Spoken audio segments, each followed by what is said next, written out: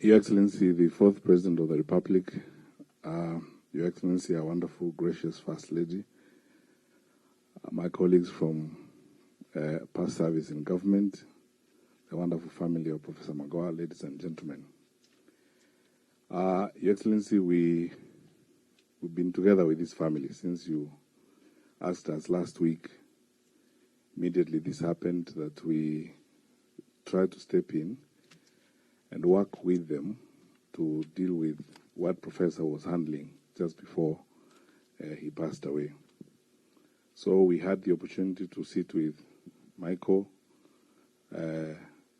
Joseph and Dora to deal with the function that happened on Saturday, and now we're here. And for that, we sincerely thank you, Your Excellency. On behalf of my colleagues, many of them have sent messages of condolences. And Your Excellency, when you called us round, all of us who were in the country were in that meeting with Michael and with Joseph and Dora. Some have had to travel because of commitments. But I'm here today with my colleague, my sister, Professor Margaret Kobia, who served as a CS for Public Service, my brother Ukuri Atani, who served as the Lord Chancellor of the Exchequer, my brother Peter Munya, who served as Cabinet Secretary for Agriculture, my friend Joseph Musheru, who served as CS for ICT, and my brother Eugene Wamalwa, who served as Minister for Defense, and who also represented all of us at the burial in Game on Saturday. To be frank with you, I have a very long story to tell about Magoha because, as you know, I probably am one of the very few people who are privileged to work with Magoha very closely for about 7 years, 6.5, 7 years in government. Your Excellency, you may recall that sometime in November 2015, and you moved us around, I woke up in the Ministry of Education with all its troubles at that time. The whole story will be in my memoirs when they're published, but I remember that phone call at midnight when you asked me, "Umesikia yale nimefanya?" I said, "Yes, sir. Takueleza kesho what I want to do." I was in Mombasa sorting out Waitiki because I was acting Minister for Lands then. Anyway, long story short, when I came to Nairobi, you spelled out what you wanted done.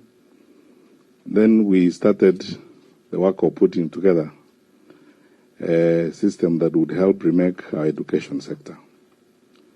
Then in around January, February, you appointed Professor Magoha as the chairperson of the Kenya National Examination Council. And I remember that memorable Saturday morning, as though it happened yesterday, when you rounded us up, together with my peers, then Belio Kipsang, Nancy Masharia, Secretary TSC, Professor Magoha, and myself. And you spelled out clearly what you wanted done. You said, we must bring an end to examination cheating in this country. My colleagues know what we go through during those situations. Because you said, mwache ujinga wa kusa mtihani hapo. And you said this year, it's not going to happen. Ama mutafute njingine. Then that was the clarion call or order that we needed, which led to the formation of an amazing fraternity in government during some of my happiest days in this life. We teamed up, as you directed then, with CS Musheru, then CS ICT, my brother, the late Joseph Kaiseri, the CS for Interior. And you imposed a very punishing schedule on us. I'm now saying that after I've left the government, but you imposed a very punishing schedule on us, wanting updates on a fortnight basis of what you were doing to address the mess in the education sector. And We worked slavishly but very happily because you outlined specific results you wanted and all those wonderful people. And may the Lord bless the late Joseph Nkaiseri and now my brother, Professor Magoha. I have never been happier and I've never worked with such wonderful people. From the Kenya School of Leadership in Mount Kenya, where we went that time with Joe Musheru, Joseph Nkaiseri, and Magoha to meet with the DCCs and the education directors as you instructed us. We spent time there in the cold trying to build a system of collaboration between the Ministry of Interior and the Ministry of Education to manage exams to make sure we sort this out. Professor Magoha was so committed that he actually traveled to Uganda himself. Because when we were looking at various systems around and we thought we could borrow a leaf from here, borrow a leaf from there, and so on, that which was close, he was so committed that he traveled himself. He said he doesn't want hearsay. He came here, he brought the report together with a critique on what we would do and change the whole thing. And we had a very enjoyable time doing a hard but pleasurable task of remaking the education sector.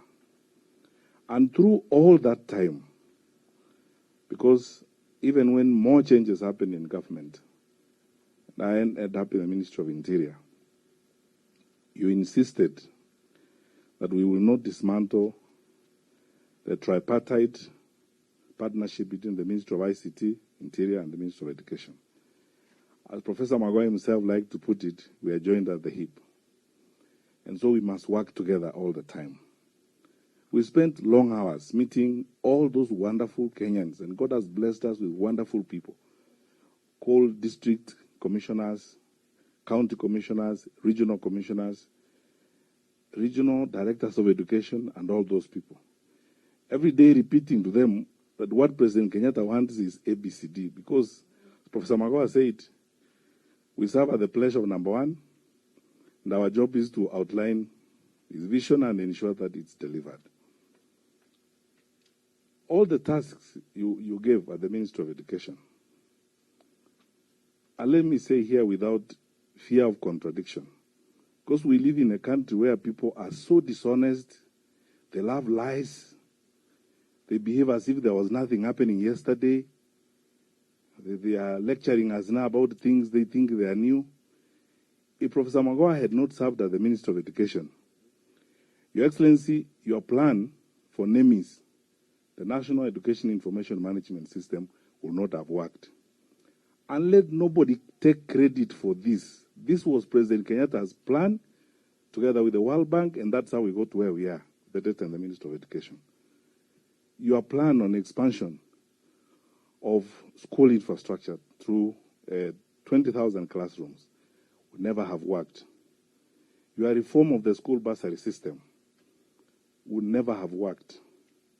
The school desks program, I remember when you demanded of us that we move money to the villages and get carpenters in every village and have the desks done in the villages.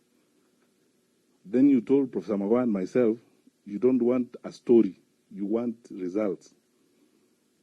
And we sat, at some point, even some of our senior officers were trying to be a little bit smart, where they would cut corners. Joe helps us get a hold of Safaricom and the data from there for M-Pesa and payment. And we're able to move money on the digital platform very easily, across villages in the country. And many, many things that were done to remake the education sector in this country because of the commitment and the work and partnership that we did together. Professor Magoha was the turbo engine, and my colleagues can bear me out. Professor is the one who charged the room. Every time we were in the room, he's the one who supplied the energy. He was always vibrant and he wanted things to be done. And so, as one of our colleagues, CS Rachel Mamo, said the other day when we met, she said this, and frankly, I agree with her, that we celebrate Professor and we sincerely submit ourselves to the Lord and say, this man actually completed his work. He was full of energy. He did all of his work. There was nothing that you did with Magoha that was undone. He did all of his work. He lived his full life, was never bored any minute. He never knew a moment for stories. And I have to say this, because again, this is another aspect of our society. In a country where these days we hardly go through a day without being reminded about the regions, who comes from what region and what region is important, what region should own government, and so on and so forth. Not once. And we hired across the board, we had many discussions.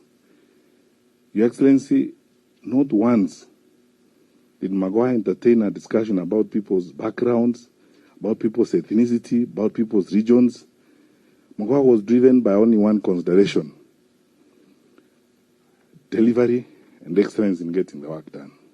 His disdain for politics was not concealed, and his impatience for mediocrity was real. He had no time for pettiness and small talk, and small things around town. He was always driven for results. He said, what does number one want? That's what we do. And this is the way we go. For all of us who worked with Professor Magoha in cabinet, and for me and my colleagues in the education sector in the last 5 or 6 years, we'll be everlastingly grateful to God for the life of this, our wonderful brother. And if there is anything we can do in this world as a tribute to Professor Magoha, in our small way, wherever life takes us, wherever life finds us, we just try to emulate that thing. Honest, sincere delivery of service to the people, period. Nothing else matters. And because of that, a lot of work was done in our country. Your Excellency, there are many things to say. There's problems that you demanded solved and how you wanted. For example, a reorganization of the CQI program by the World Bank. We would never actually have discovered the challenges with that program if Magoha had not served as the Minister of Education. The program was going to be held hostage by certain officials of the ministry, and the government and the people of Kenya were going to lose if Magoha had not been minister in that. And when you insisted that you wanted to see for yourself the data and the facts and everything and how they were done, Magoha delivered. There wasn't a day that you gave assignments and you said things be done in a particular way that Magoha was saying or even grumbling. The other thing I never heard from Magoha for all the time that I worked with him, I never heard Magoha once whine and moan and grumble and complain about systems and people and what have you. He moved in one direction. When Professor Magoha stepped in the room, you knew a leader had arrived. When there was an argument, you predicted Professor Magoha's side even before the argument began. The side would be where the facts are, where the truth is. That is Magoha's side, no matter what. So, honestly, this erudite scholar, very solid academic of unparalleled credentials. There are many people in this world who claim academic credentials. Magoha didn't have to lecture anybody about them. He lived them and you saw them. Since he passed away, I've been called by so many people, colleagues we worked with in the education sector from across the region, because people know how useful Magoha was, for example, to the Inter-University Council of East Africa, to the university standards and the university commissioning credentials across this particular region. Some of our countries in the region could not actually approve their medical schools without Professor Magoha looking at their curriculum. That's how solid and important he was amongst us. I hope that in celebrating him, we emulate those good things he did. Finally, I am not in authority these days, so I can only share hopes. I hope that somebody somewhere in this environment, in the context of all these things that happen and the cacophony the noises that we hear every day, many of them unhelpful to anybody, we'll think about how we can immortalize Professor Magoha's contribution to our society. Either one university will create a chair and name it after Professor Magoha, or a scholarship program and name it after Professor Magoha, or name a research program after Professor Magoha. And actually, if people were to be very honest and sincere, like the universities, and do something like that, a lot of us ordinary citizens of this country who admired his life and had an opportunity to work with him will make our small sacrifices and contribute to that, because that is the greatness of our society. Magoha exhibited the best of Kenya, not the worst of Kenya, the best of our country. And I believe when I see some of the things I see somewhere, someplace these days, I believe Kenya is better than this. And I think about great people like Professor Magoha. And let all of us go forth and do whatever we can. There's only one request I have, and I was asked to make on behalf of my cabinet colleagues. Mama, I'm told there are 1 or 2 kids that Professor Magoha was supporting for school fees. Michael, my cabinet colleagues, those of us who served with Magoha in cabinet, under the leadership of our president, we will make a contribution, because the president told me to talk to my colleagues in cabinet to see whether there's anything he can help us to do to support 1 or 2 of those kids that Magoha was supporting. Let none of them be stranded on account of our brother's departure. Our president is keen on this. He has invested a lot on this. He will help us and guide us to try and help some of those kids so that they are not stuck. And we will work together the way we have worked together, quietly with my brothers and sisters, ex-PSS, so that we also honor our colleague, because I think it's a morally right thing to do. It's the honest thing to do, and even in the face of God, it's the just and sensible thing to do at this time. We wish you all the best. All my colleagues who are not here, some of whom have traveled, have sent their messages of condolences. They're here. Michael, you know we are in very deep conversation with you on things that we need to do, some we don't need to say here. And I want to assure you, we will work with you. We'll do the best we can. No one, let's not pretend, no one will fit in Magoha's shoes. Let's not pretend. No one will fit in Magoha's shoes. We can only do the best we can, the way God will help us, or whatever God will help us to do, just to alleviate momentary pain and help you move to the next day as we all continue walking the journey of this life. May the Lord shine his face upon you. May the Lord hold you with his mighty right hand. May the Lord bless you indeed. And Michael, there's nothing more challenging than to walk in the footsteps of a towering father. May the Lord bless you so that as you sustain that name and that generation, God will raise you up to keep to that particular legacy. Thank you.